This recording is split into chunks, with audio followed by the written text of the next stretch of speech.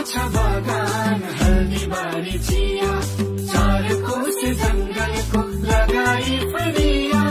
पूर्व बग्छ देउनिया अदुवा पश्चिमबाट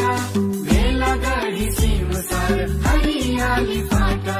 लोकोन्मुख बीच सँगै राजवंशी सन्तान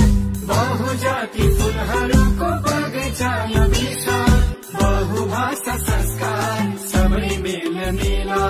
यही देख्न पाइन्छ